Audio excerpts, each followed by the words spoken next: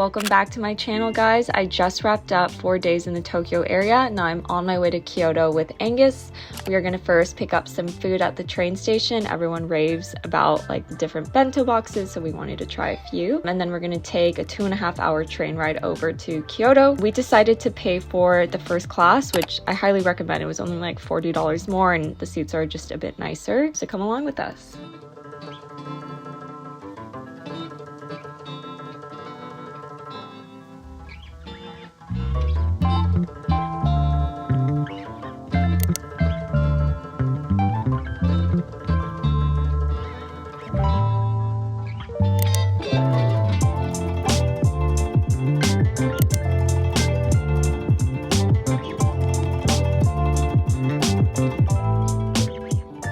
Checked in to the Ace Hotel. There were so many different hotel options and I kind of got overwhelmed and just got lazy. So this is like a well-known establishment, which I'm kind of embarrassed about because I'm really good at finding like really quaint places, but the Ace Hotel was in the most perfect location and it had like a coffee shop, a couple of restaurants, and so it actually ended up working out very well for us.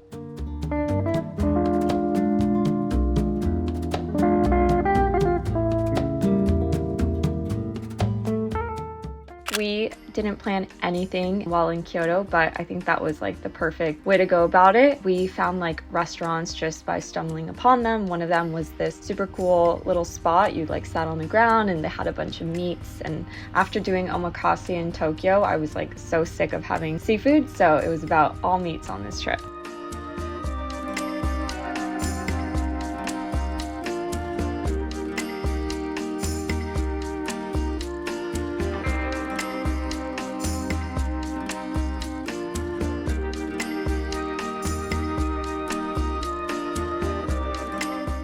Kyoto actually used to be the capital of Japan, and it was the capital for about 1,000 years. And then I believe in like the 1800s, they moved it to Tokyo. However, the cool part about Kyoto is it's been able to keep a lot of the culture and like old historic buildings, and it's super quaint. It really satisfied my craving for like the classic like Japan image that I had in my head and like through movies. It was stunning. I think I prefer Kyoto also because it's just a bit more calm than Tokyo, but still love the energy that Tokyo gave off. Another cool thing that I learned is because Kyoto wasn't hit during World War II, like they actually were able to preserve all of their historical sites, which a lot of other cities weren't able to.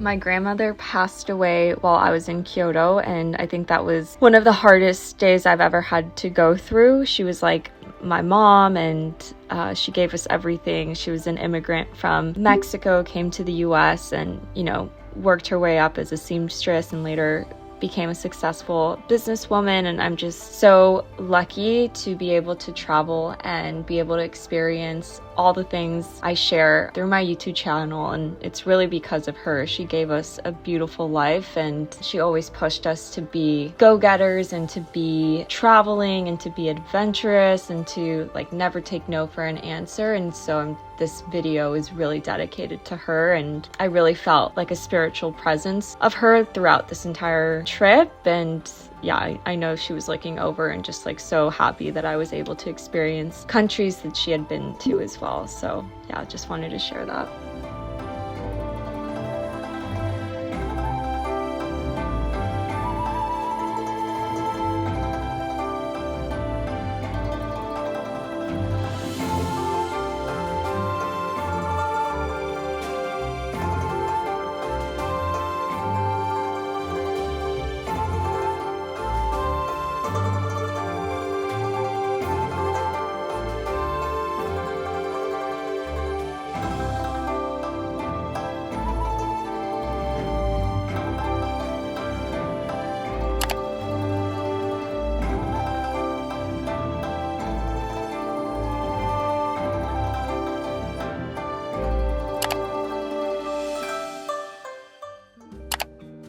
We decided to take a day trip to Nara. It was only about an hour away from Kyoto. We took a train over, which was a little difficult to get, to be honest. We had to ask someone working at the train station how to get the ticket, and there was actually like 2 tickets we had to get to board the train, so don't be afraid to ask for help because people do speak English. They have like little hats on and like little outfits on, so they're not hard to spot. But once we got there, we found out that Nara was actually the first permanent capital of Japan before it was transitioned over to Kyoto in like 800 AD or something like that. So that's pretty crazy. They have beautiful temples and shrines, and it's even more picturesque than Kyoto, which is like a really hard statement to even say because Kyoto's beautiful. And in the Nara Park, they have a lot of friendly deer, and these deers are basically trained to bow at you when you give them these like little crackers.